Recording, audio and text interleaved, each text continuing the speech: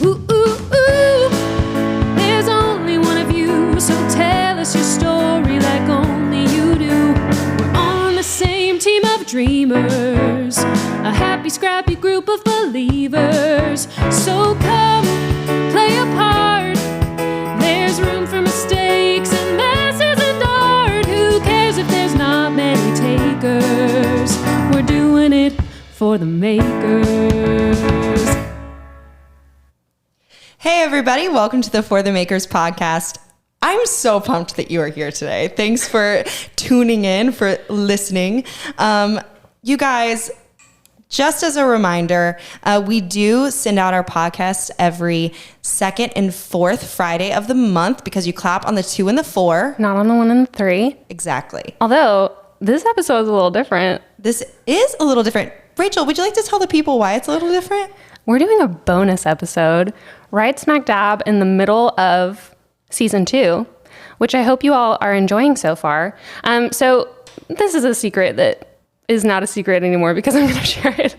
But LB and I usually record seasons all at once, and then we get to share them with you over time.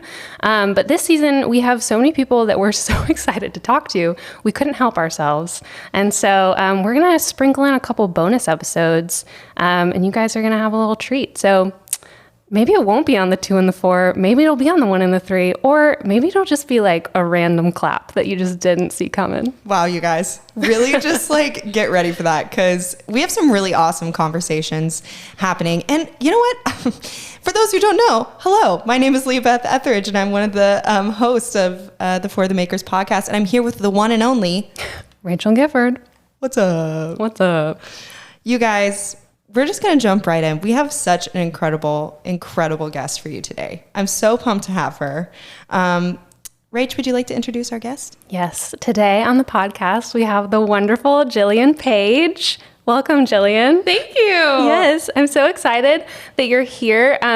Jillian teaches this amazing class in New York City and online. So really, you can take it anywhere. It's called Meisner in Music. And Meisner is basically an acting technique. I'm going to let Jillian talk about this more, but I take this class and I absolutely love it. And I've grown and learned so much from Jillian and just from the class and from the people too. There's a lot of amazing people. So that's how I know Jillian. And I'm going to go ahead and just read her bio and then we'll get right into the conversation. Okay, so Jillian Paige is the founder of Meisner in Music, the premier class to infuse the Meisner technique with singing. See, I didn't even need to, you just explain it right in your bio. Jillian received her master's in music theater from Oklahoma City University, her bachelor's in classical vocal performance from Belmont University, and studied Meisner under Terry Martin, a direct pupil of Meisner's, and Ted Wold. We love Ted. Jillian is based out of New York City and has performed with companies such as Actors Theatre of Louisville, the Nashville Opera, and Kentucky Opera. She is passionate about helping singers maintain beautiful singing while achieving emotional freedom and impulsivity in the moment. Welcome, Jillian. Thank you so much. Yes. Wow. The last line of that bio is stunning. Oh, thank I love you. Right? Yeah. That's what I thought worded too. So beautifully. Yeah. We read everybody's bios on the podcast, and it's really fun to see different personalities like through each of them, but then also how different people incorporate like what they're passionate about, and if it's like the final statement or if it's just kind of infused in like the list of things. But anyway, I feel like yours is just chef's kiss. Oh, thank you. Yeah. I'm like teaching at, I guess I won't say the name of it in case someone sees what I'm talking about, but I'm teaching somewhere this summer that sent out a handbook of all the people that will be guest artists and teachers. Yeah. And I'm going through, I wanted to see who the other teachers were, and their bios were like filling, it was all the teacher's picture and then a square.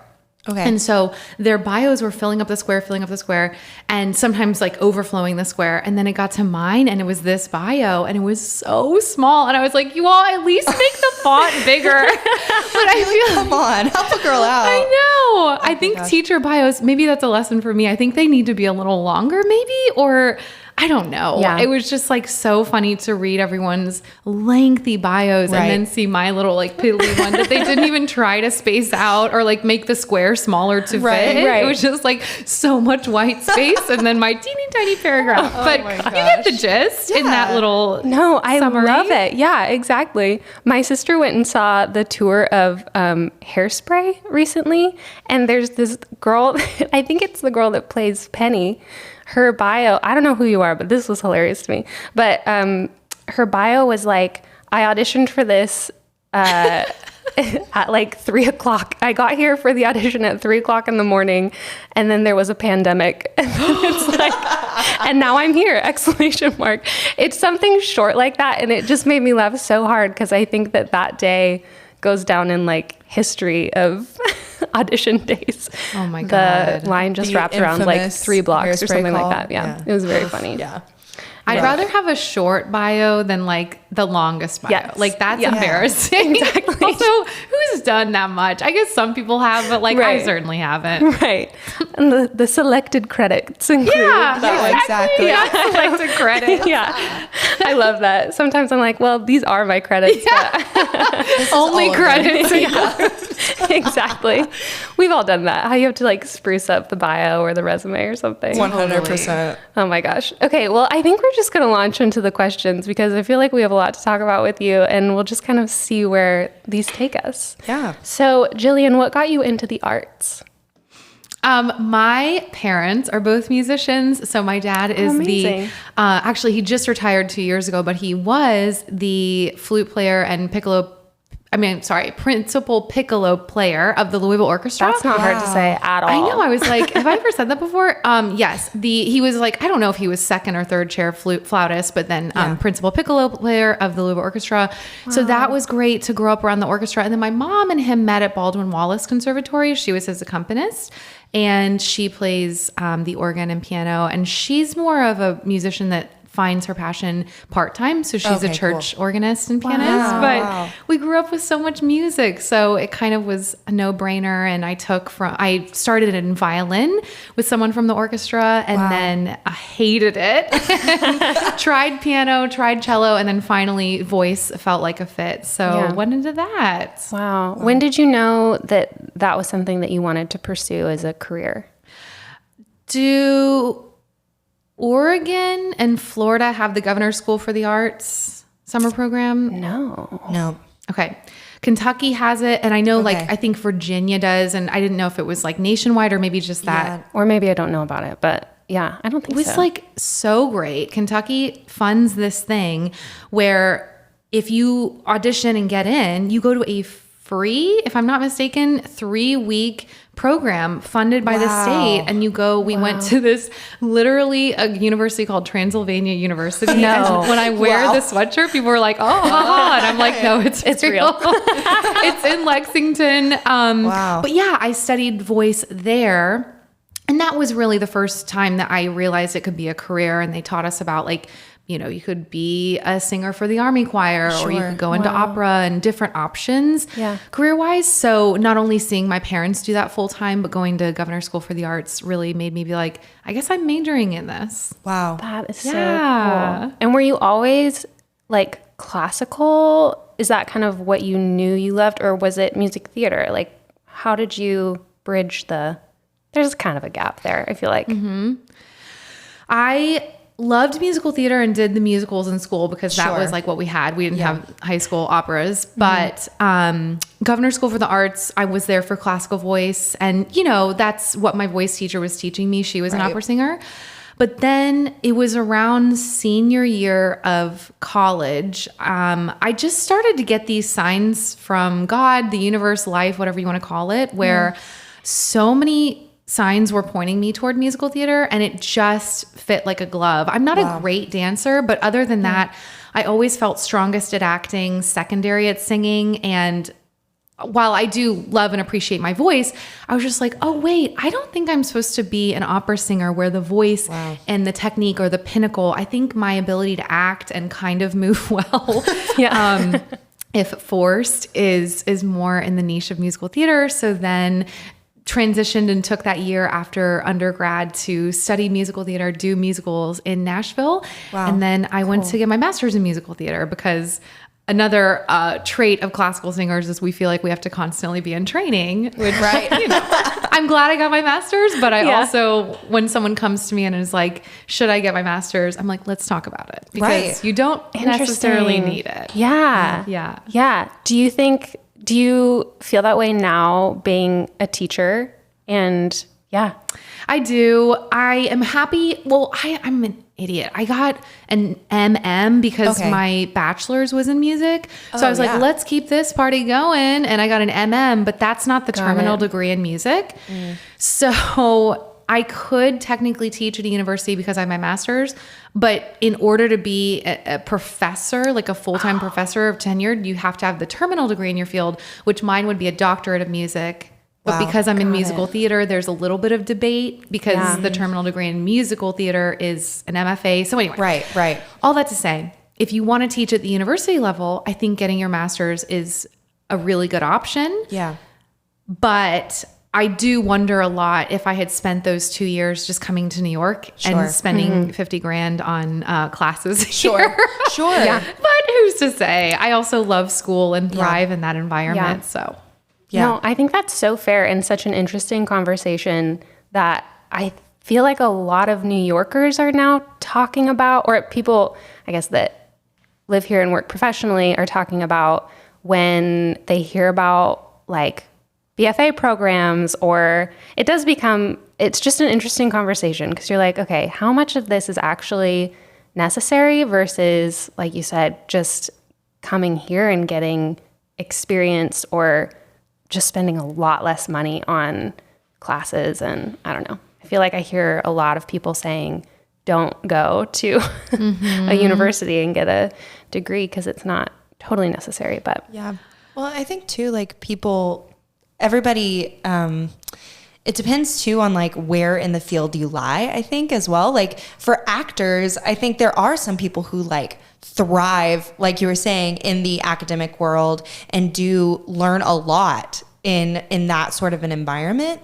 But then hands-on experience for another person might be like 10 times more valuable. Or if we have a friend who's in getting his master's of producing at Columbia right now.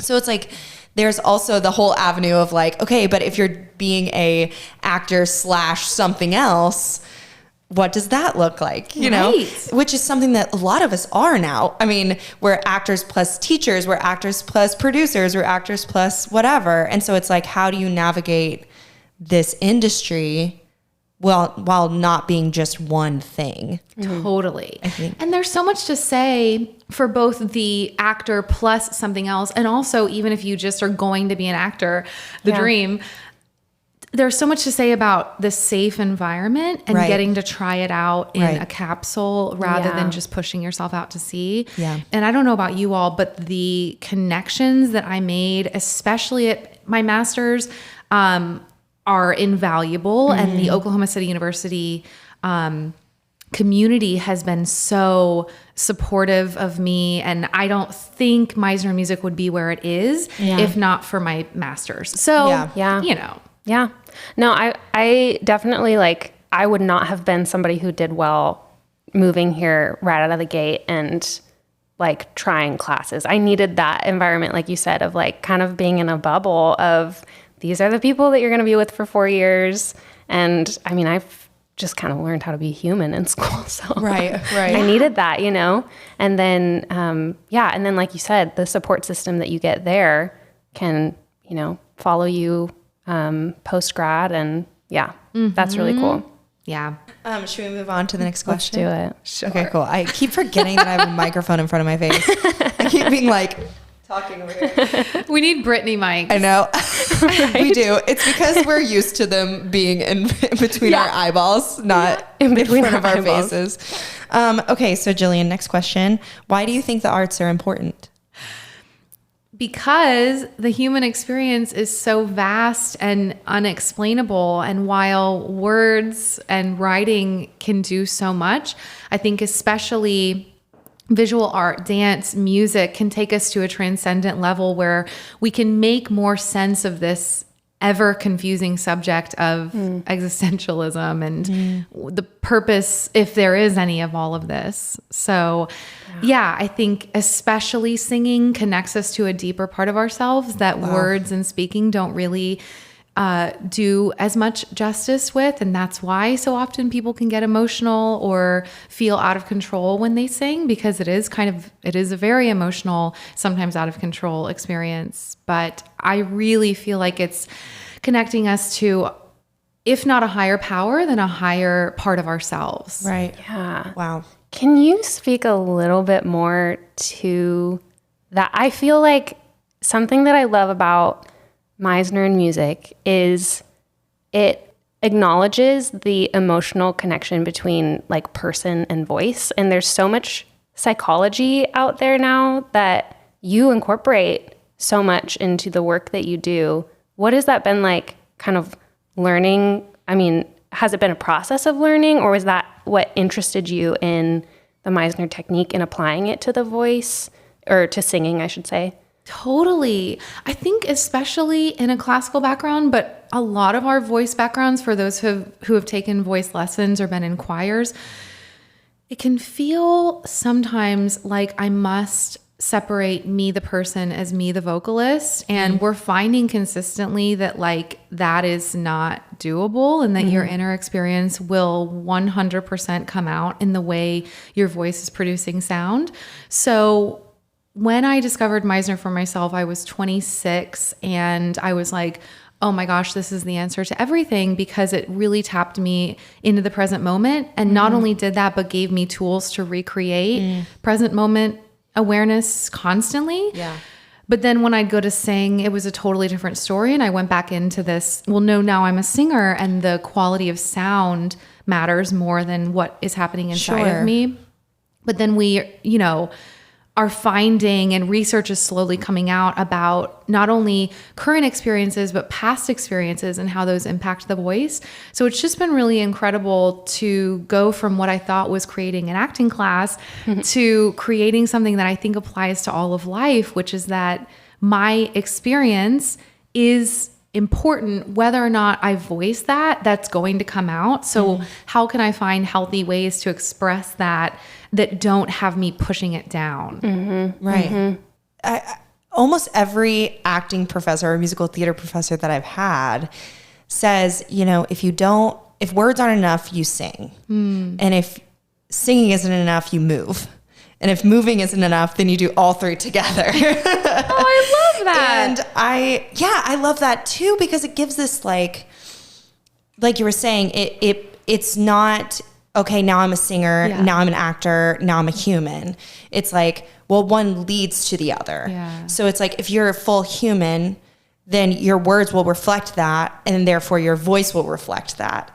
And they have to be connected. If they're separated, then it becomes disjointed logically, and like the audience will be able to feel that, and you won't feel comfortable. Right. Like you'll start to there's that voice that comes over the top of your head that's like, oh, your notes weren't right, or the way that you said this was weird, or whatever, instead of just being in the moment with another human being who is also doing the exact same thing you are, within this imaginary context. Right. And so it's like, how do you stay a complete human within this imaginary context? I think is like the question that I would pose to you, is like, how, being an actor and being a vocalist, being an incredible vocalist, how do you marry those things together while playing not yourself, if that makes any sense? Totally. Because like in a class setting, or in like a individual performance setting, like for instance, the song Not a Day Goes By by Stephen Sondheim, I can sing that song and immediately I'm like sobbing. It's just that one that like I can hear the first chord of it and I'm just like like crying. And I know that's because it connects to something deeper in me as a human being. But if I were to play Beth in a show, how do you bring in an imaginary person into that, if that makes any sense? The imaginary person being Beth? Being Beth, yeah. Meisner, have you taken any Meisner, LB? I have not, but I have watched. I came. I came to a class and observed. Yeah. And I've learned a lot just from listening to her talk about class and talk about Ted and everything, but I haven't experienced it yet, but hopefully soon. Well, Rachel, Yeah. as your teacher, what do you know about you versus the character? What does Meisner say? Well, you are the character. That's right. Yeah. Yeah. So the idea. I got it right. A+, way to go. Nothing like a quiz. Yeah. Exactly. It's so funny when someone quizzes me, like when you said, "What movie have you seen recently?" I'm like, "What's a movie?" Yeah, exactly. My brain just is like, no. Turns down. off. Yeah. Right. So Meisner, at least, and Ted always said this. It's not a cult. Like it's not that we have to take everything that Meisner did and be like, if I don't believe all of these tools, I'm not a Meisner actor. Sure. So take this with a grain of salt, but at least in the Meisner technique, the idea is that you're the character. So what would you say is like the opening emotion of Not a Day Goes By for Beth? Oh gosh. I don't know. I think first one I would say is frustration for sure within context of the show. Yeah. Yeah. So then we would go to not what is making Beth frustrated, but what would make me frustrated that's based on something true in my life, but that is essentially imaginary. So something that's true in my life is that I told you all earlier, I'm working on going through this long course that I wrote and recording and editing all of these videos. So it's really time consuming and kind of frustrating right now. Sure. So that's true. Then I would imagine on what would make me even more frustrated about that, and like envisioning that all of those files got overwritten and I had to start from scratch I know that it has nothing to do with Beth's journey. Sure. But we want to look at what would get me there in a similar emotional, Meisner calls it house, or even the neighborhood, a similar emotional neighborhood of Beth. Yeah. So that, especially if it's a song that makes me just bubble over with emotion every time I hear the opening chords, I'm able to still get through it with something that's imaginary and not so real that I'm not able to sing it. Right. Oh, that's so good. It's so interesting. Like now that I'm just deep into the Meisner world, I can't think about acting in another context. Like it's just hard for me to imagine having to do it in a different way. And I think about like, there's like pre-Meisner Rachel would have been a little lost. And there's so many, I don't know, it seems so simple, which it is, but it's like, it's such a game changer. And it's interesting because when I talk about it to non-theater people, muggles, If you will. call them, they find it so interesting because I think everybody kind of wants to know like how to crack the code. Like how do people do these great performances? And some people obviously don't use the Meisner technique, but I just think it's so interesting when people learn about like, oh, there's tools in this toolkit that you can use. And it's not just this random thing to get an end product. Totally. Yeah. Do you feel that way? Absolutely. Sidney Pollack wrote the intro to Meisner's book. Do y'all know him? I definitely know the name. Yeah. For sure. He's a really amazing director, but he also is... Did you all ever see Annie Hall? Or maybe Tootsie? Yeah. He is... I don't know. This is so niche. He's the agent in Tootsie. Oh, cool. Okay. Yeah. Dustin Hoffman's agent. Love that. So, but he's a Meisner actor and a big fan. Yeah. And he wrote the intro and he says, some acting teachers want it to be about the technique. The process actually is about the technique. But Meisner never wanted the technique to be an end result in itself. He wanted the technique to get you to the end result, not for the technique to get you more engulfed in technique. Wow. Yeah. So That's funny because that truly can happen, can't it? Yeah. And while it's a muscle that I love flexing and think we should like work out often, like always being in that Meisner brain if we love it that much, I also think we want to make sure that it's something that is within me and that I can just push myself out to see. So it's Meisner made it that way for a reason, just simple. And when you hear the principles of Meisner, like just listen and respond. When in doubt, what do you see in the other person? Right. Those are like kind of simple ideas, but so difficult to employ sometimes. But I think he, as a concert pianist and an actor, I think he wanted to be step-by-step, systematic, and simple like that. Right. Mm-hmm. Well, it's so funny that you say things like, sit and listen, or what do you see in the other person? Because those are things that directly apply to our real life. And those are things that we don't think about very often. Like, I surely don't. Like, I surely don't think, even if I'm in a conversation with somebody, I think people have gotten into the habit of saying, okay, what am I going to say next? Like, how do I respond to this? Instead of just listening to what the other person has to say and waiting for them to respond. Being comfortable with silence, being, these are things that quote unquote muggles or our gentle listeners who aren't theater people will probably be able to latch on to. Or even when you were talking about being in the same emotional neighborhood, it's like that can create empathy, which connects to somebody in a deeper way, which relates back to your idea of art becoming existential or like above ourselves. It's because all of a sudden we're playing in some sort, we can relate to anybody and everybody at any given time because we have some degree of empathy with them. Absolutely. Which is what art creates, I think, at its like core, is it creates empathy with another human being. Do you all have show notes?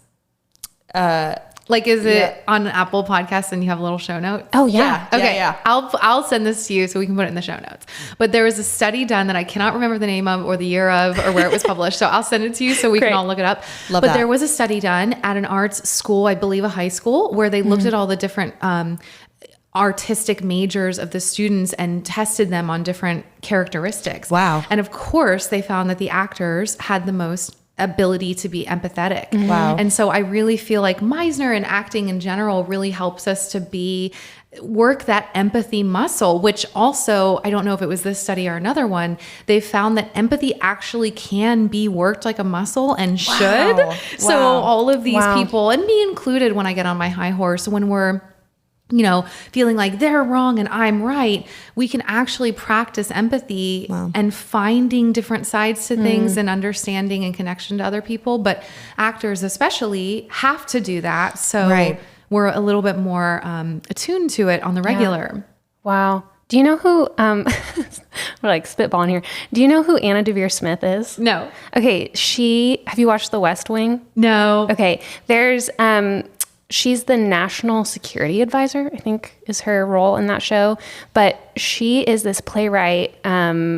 She's probably most known for The West Wing, but she's a playwright who does, what does she call it? She does one-woman shows, and she interviews like hundreds of people about a real historical event. And then she takes all of those interviews and turns them into monologues. Well, of course, she sifts through and chooses, it's not 100 monologues. So she chooses which monologue she's going to do, and then she plays all of these characters. And it's amazing. But she is a professor, I want to say, I know she does some stuff at NYU and I think at Harvard or an Ivy League school, but she will write. I'm kind of like, what does this woman not do? Truly. But I've read her book. It's called Letters to a Young Artist. And she talks about a lecture that she gave to a bunch of medical students. And she had a group of actors that like snuck into the lecture and were sitting there. And during her lecture, she got a couple questions, and it very clearly from the actors that were sitting there were like much more like emotional questions, very in tune with how, they were feeling. And then she asked a medical student to describe what it was like to tell a family member, or not one of their family members, but to tell a patient's family that they lost the patient. And these medical students were able to, very clinically describe how they handle that situation.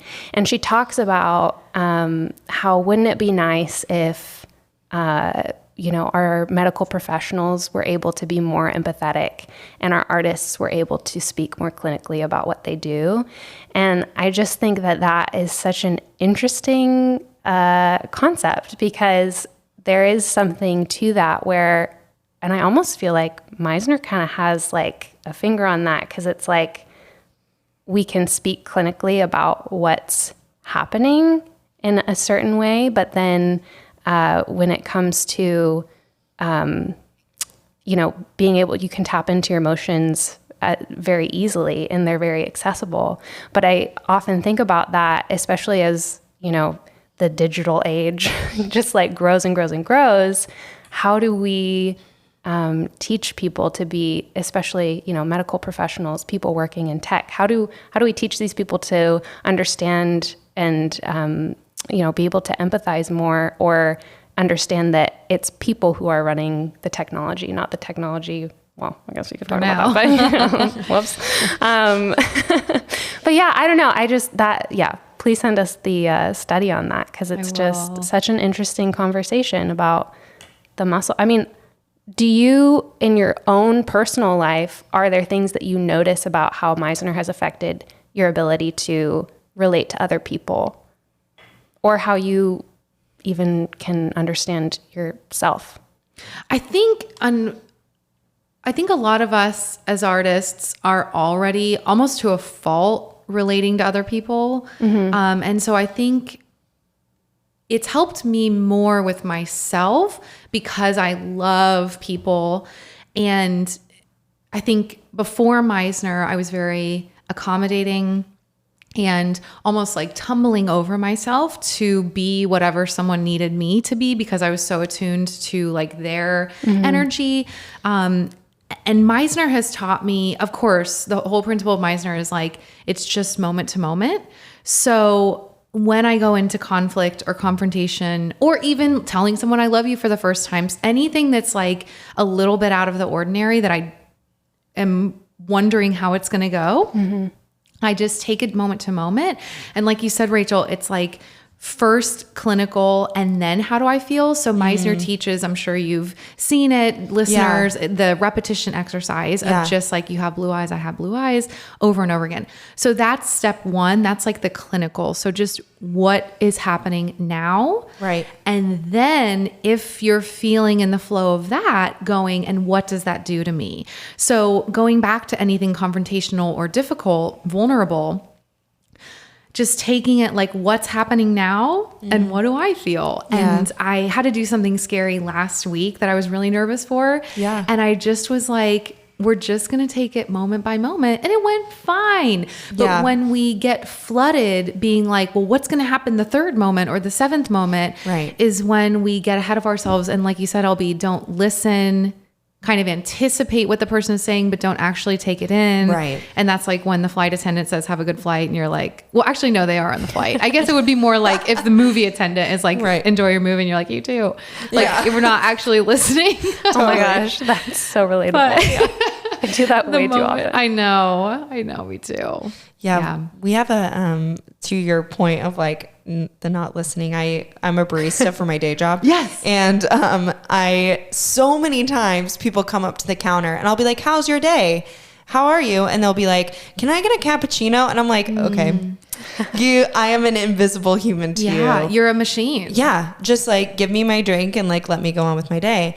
But then there are those specific people who come in and are like, whoa, you guys, it's like a sweaty one out there today. Or they give some sort of like something that relates to you as a human being. Yeah. And I think that taking those principles of listening, of taking your time, of empathy into our every single day, even with your barista across the counter, or even with like the MTA workers that you see on the subway or on the bus, like those are opportunities that we get as humans to relate to another human. Yeah. And I think we forget that there are human beings around us all the time. Yeah. I know. But this actually reminds me of what Rachel was saying about the doctors. And I was having a thought about the doctors being empathetic, which is that, do they have these stores, the energy stores, to be empathetic all day? And similarly, being in New York City, especially, do I have the wherewithal to to connect with humans. Right. I think with someone that's literally serving me, that's a different story. And I Right. should be able to connect with that person as if they're not a robot. But yeah, I think about, I can't connect Right. with everyone That's a on really the good point. subway. Yeah. Yeah. And I don't know. I think sometimes doctors do have to disconnect. I've been in a room where a doctor was like losing it. And it really honestly made me mad. Yeah, I was like, totally. you don't know him. Like, Right. why are you crying? Right. So Yeah. It doesn't such a fine instill line. confidence. Like, When your right? doctor's, like you, like, sobbing, you need yeah. literally Literally. to have it together when you're not. So yeah, Truly. that's a very good point. Yeah. And art's like that too. And back to Totally. Not a Day Goes By. Like, Yeah. how do we get ourselves right up until the line of being clinical but empathetic about both our voices and like medical news you have to deliver, whatever it may be. Yeah. But then also like do the job with empathy and clinical skill, I guess. Right. But not go over the line of either one. Right. Right. Yeah, because especially in performance, like we've all, at least I've been in rooms, especially in classes, where somebody really taps into something Yeah. really deep. And then all of a sudden you can feel everybody in the room be like back up and start to be like, okay, this is too much. We've entered into a territory that is like off limits for everybody to be in this room right now. And so there is a level of like, how do you get to the point where you're delivering something honestly and yet draw people in? I know. Because there is something about watching somebody get to that point that is like inviting almost to the Yeah. audience to say you can experience, like you have now permission to also feel deeply, but also there's like a line where if it's crossed, then it becomes uncomfortable. You know what I'm thinking in this moment? And tell me what your reaction is to this. Because I'm just coming up with this on the fly. But thinking about those moments when I've seen someone in class or on stage going to a point where I'm like, whoa, what just happened? Yeah. It feels like it's not about this moment.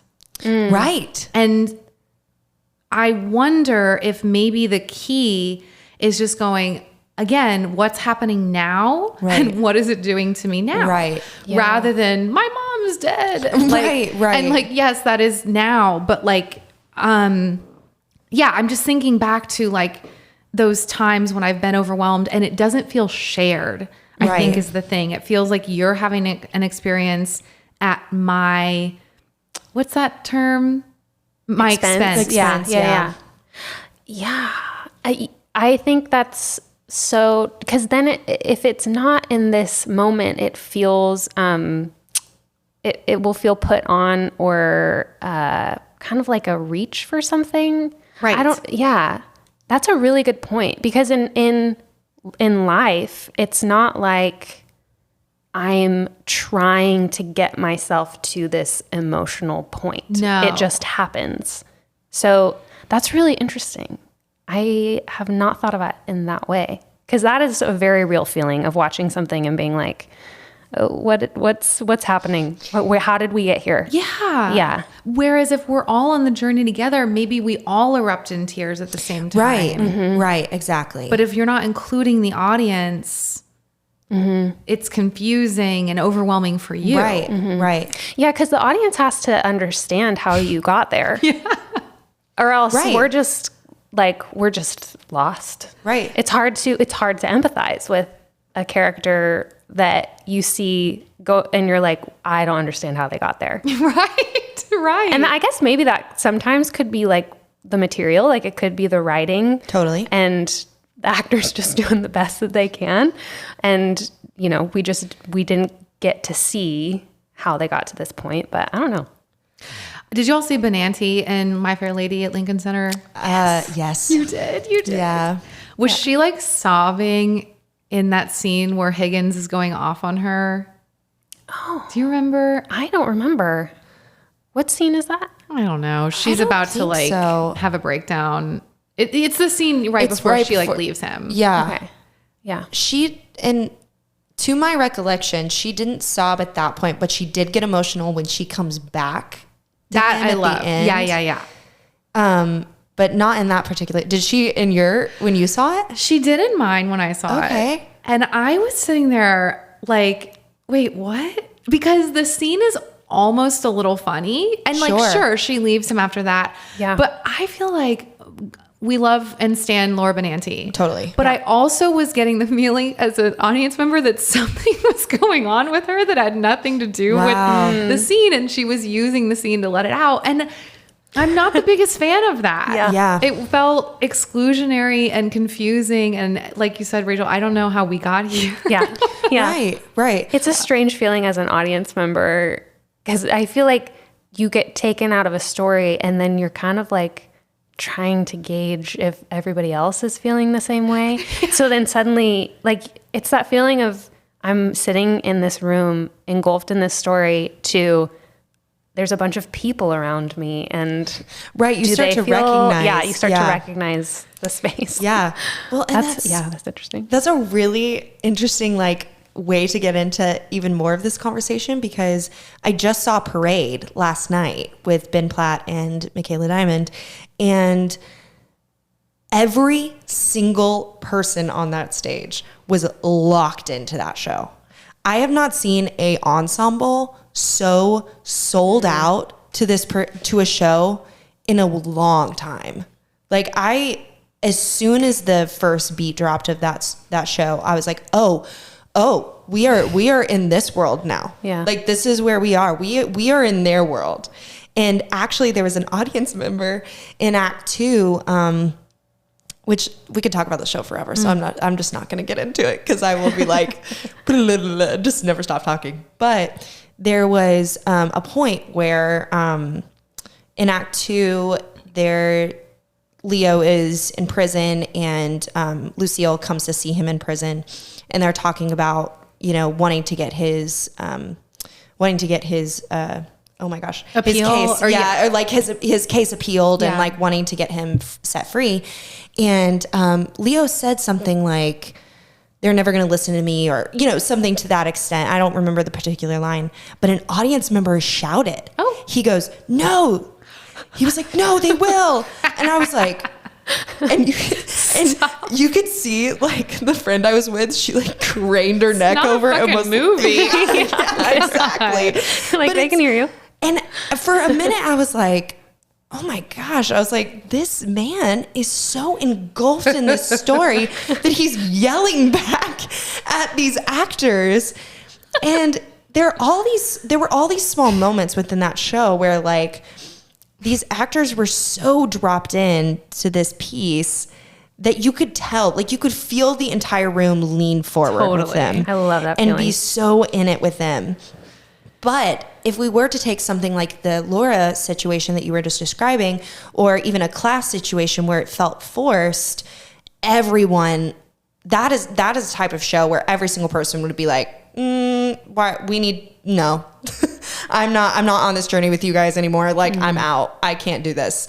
And so, especially when we're dealing with hard material like that, I think there is a sense of looking at something clinically that gives freedom to allow the emotion to naturally come out.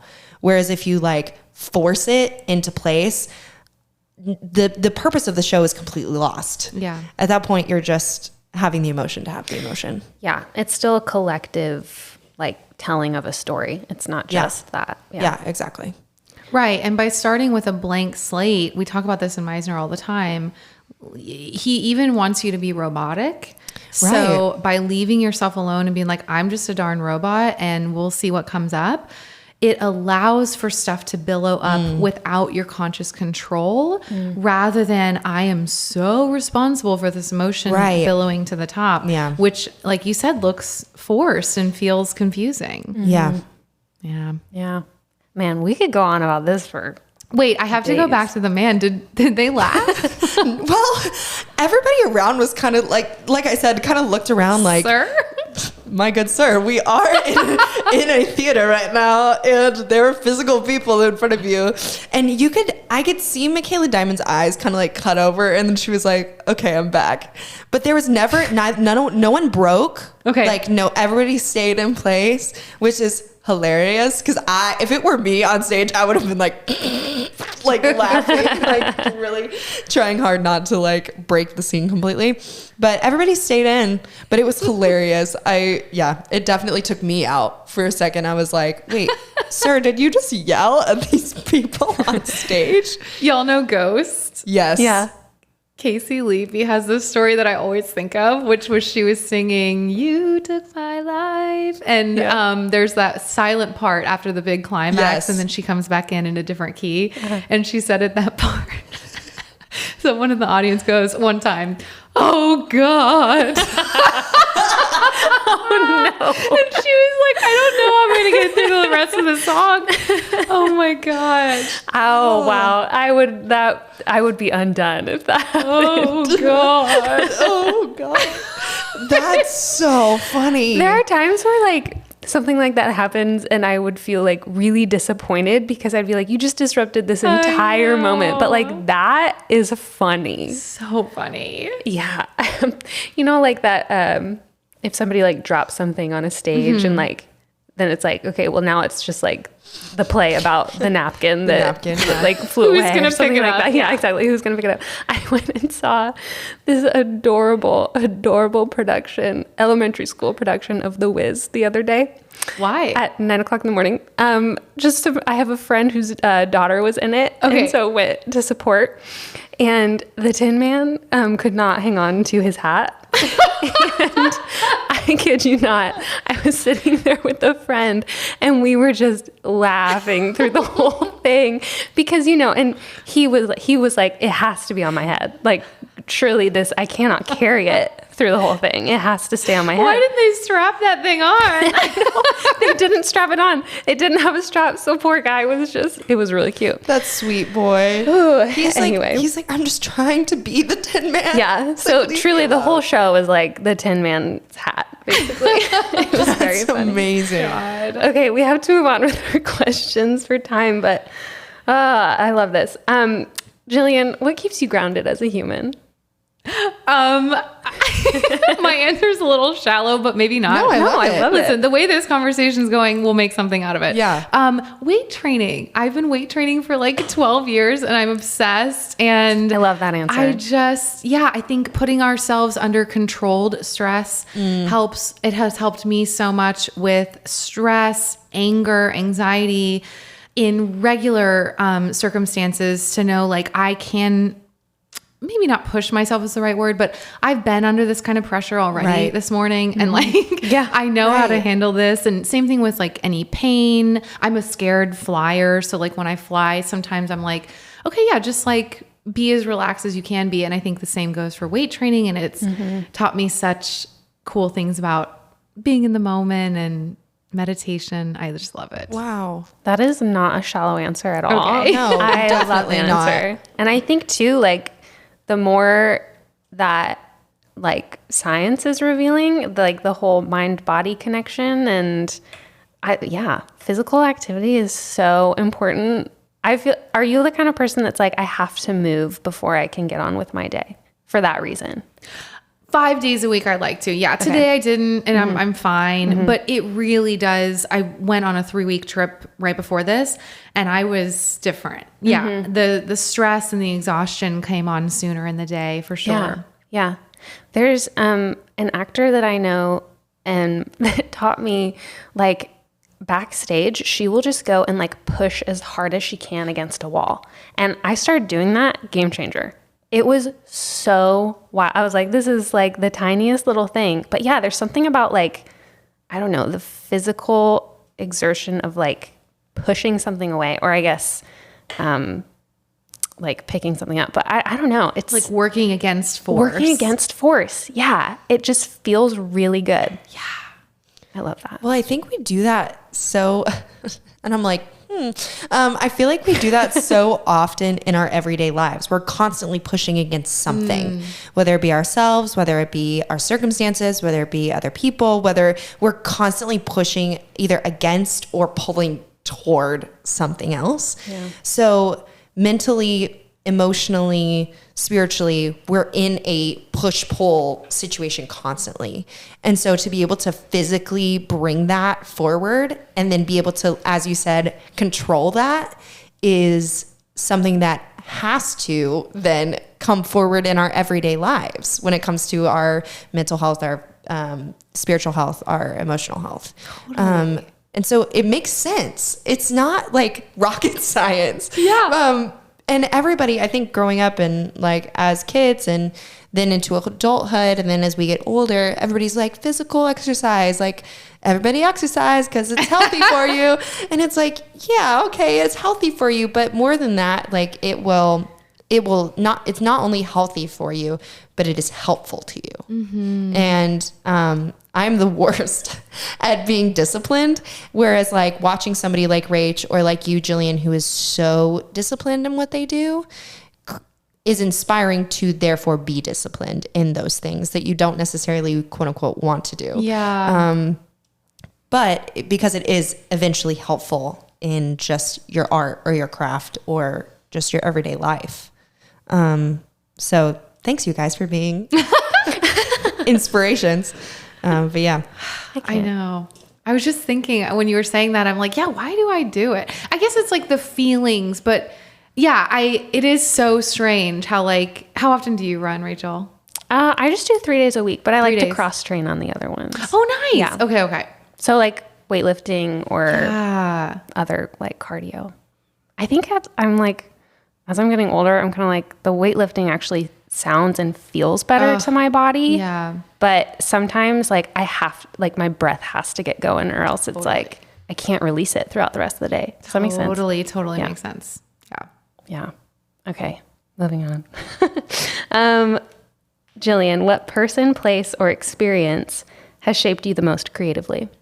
I would say, okay, so after grad school, I moved to Chicago because I love Chicago. And then I had to move back to Dallas, Texas to be with a loved one who was sick and they passed away. And it was the person who was closest to me in my life. So then I was like stranded in Dallas, Texas, and I had no family or friends there. And I made some, but that was such a formative year where I discovered Meisner for myself. And I also like got the calling to move to New York, and I think just found how resilient and strong I really could be. And it really shaped my art as far as presence in this moment, acceptance of all parts of myself, light and dark. And really sitting with what is, not just through my Meisner study, but through the circumstances of my life, rather than trying to change it, just being like, well, that is that. Yeah. And here we are. Yeah. Yeah. Wow. There's like a switch that kind of happens the second we kind of just let it be what it is. Yeah. Yeah. Yeah. That internal, like wanting to change. I mean, we talk about this in class a lot of like not wanting to sit with the bad feelings. Yeah. And that like, learning how to sit with it is so, there's a lot of beauty that can come from that in your own like life. Right. I think I was talking to an improviser the other day and she was saying, of course, you all know the two words that are the herald of any improv class. Yes, and. Yes, and I was telling her, I feel like in the arts, especially with vocalists, our mantra is more like fine, but, because it's like, okay, this moment is fine, but. That's so true. Wow, that's so oh my gosh. true. Wow. And like, it's like, we'll be okay with the moment, but like, how can I make it better? And how can my vocal technique be finessed to make this even more gorgeous? And so when this loved one was sick, I was constantly wishing that time away and being like, when they get better and when we don't live here anymore and all this stuff. And then they died. So all of that was gone. And I wish I had been more yes and about that moment rather than fine but. Yeah. And I think vocally too, it taught me to just be present with what is and not wish it away, but just Right. like lean into the murk. And in that, there's so much freedom that we can find rather than trying to get away from it. And so much Right. energy less expended when we just sit with it rather than trying to change it. Yeah. Wow. That's so wise. I'm Thank over here you. like, wow. I'm like, okay, how many things do I say fine but to? Yeah. Yeah. And I think that there is such, it is, I don't know if it's about, if it's artists or if it's women or if it's like what it is, but there's this something ingrained, at least in me, where there is this sense of like, okay, that's fine, but it can be better, or that's fine, but I need to change this, or, you know, I'm not there yet. I think there's this sense of like, hurry up and wait. Yeah. Or hurry up and the one day I'll get to here, Yeah. or one day this will change, or if I had this, then that would be better. Or if I did this, that would change XYZ thing. Instead of saying yes and being like, okay, today, this is where I'm at. And now how do I move forward well? How do I move Totally. throughout the rest of my day well, or in my life well? We watched About Time recently. I You love that movie. I love it too. So underrated. It's so underrated. The acting's so good. The story's so good. We have a friend who just like texted me and said, Rach, I need to watch About Time tonight. And I was like, I get that. I know exactly what you mean. Like, it's just one of those movies where you're like, I need to watch this because I need to. oh my God, the ending.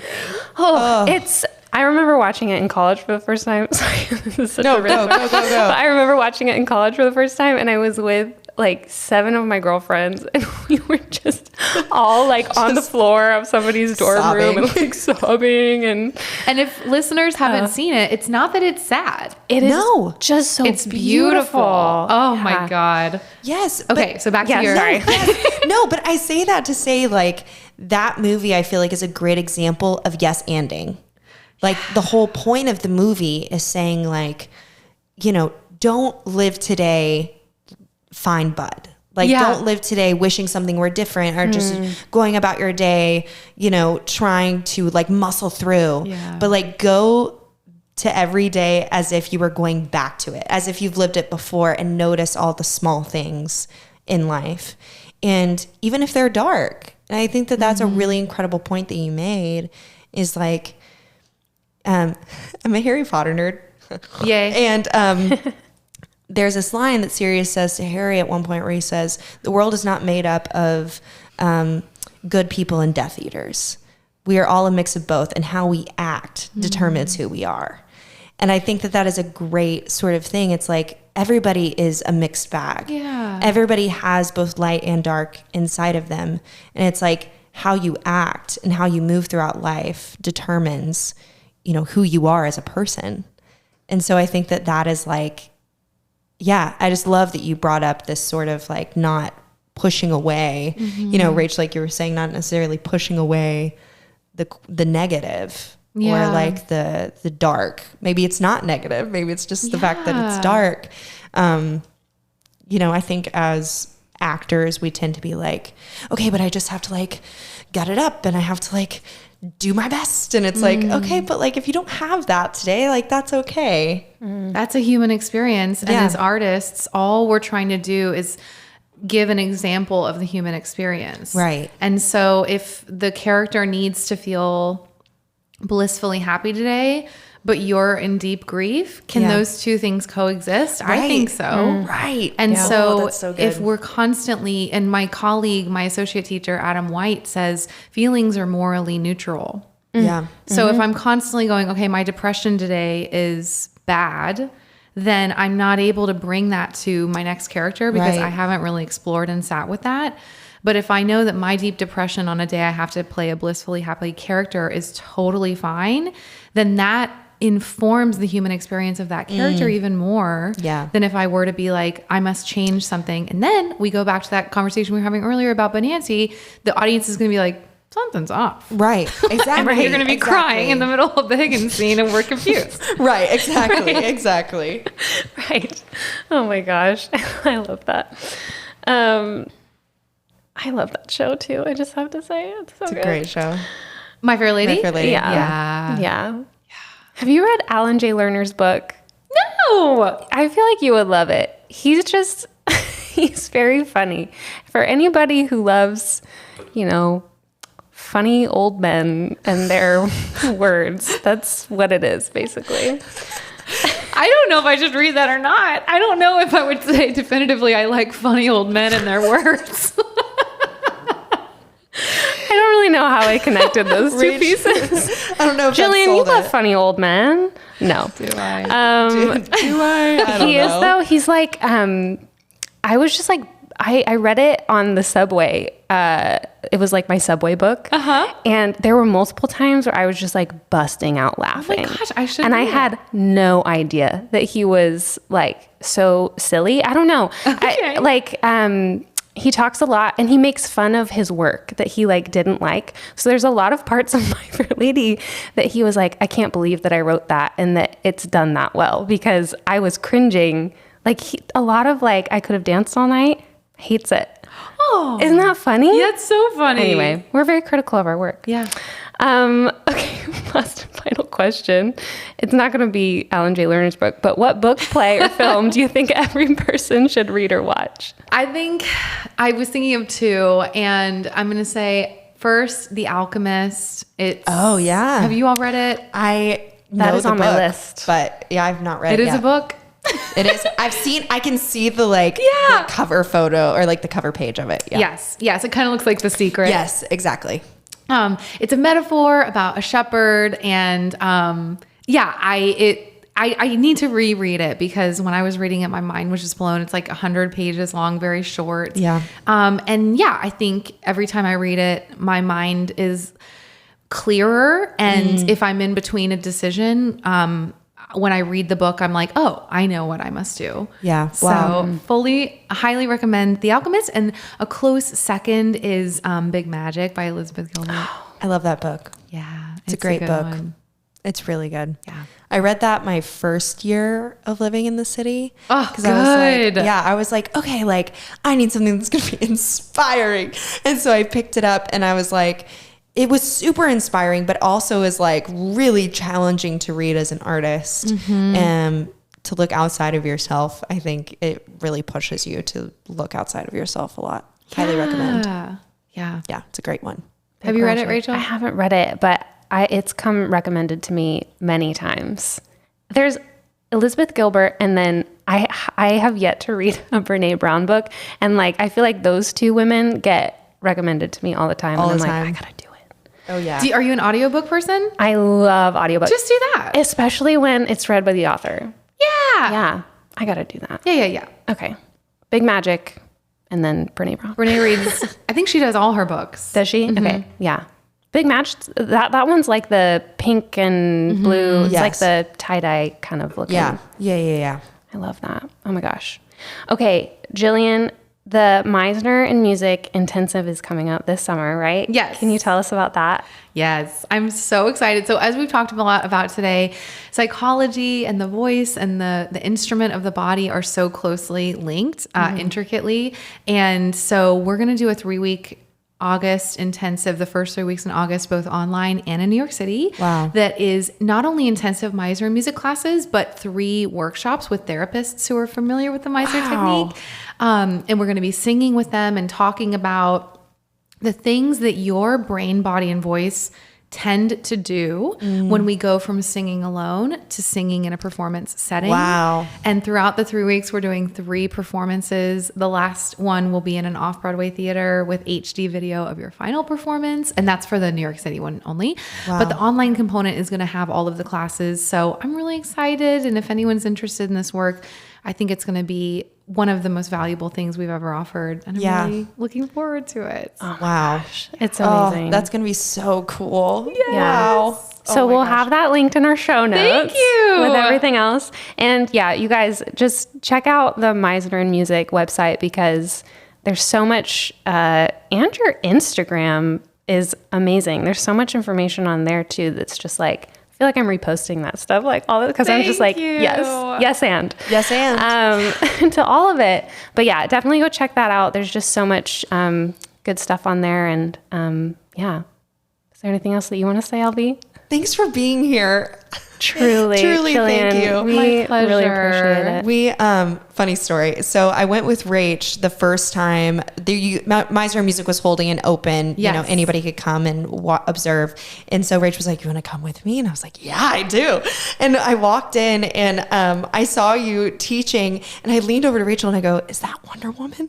Oh, And that was like originally. So now in my head, you're always Wonder Woman. I accept. Yeah, exactly. She's like, thank you. But you're just an incredible person, an incredible teacher, an incredible artist. And it's a real honor to have you on our podcast and to learn from you. And I, as a friend of one of your students, it's really cool to see just like how much Rach has grown as an artist through your teaching, and so many other people have grown through your teaching that I know. And so thank you for what you do. We really appreciate you a lot. That means a lot to me. Thank you. Yeah, of course. Truly. Of course. Thanks for coming on, Jillian. My pleasure. You guys, we will see you soon. Yeah. See you next time. Thanks for listening to our bonus episode.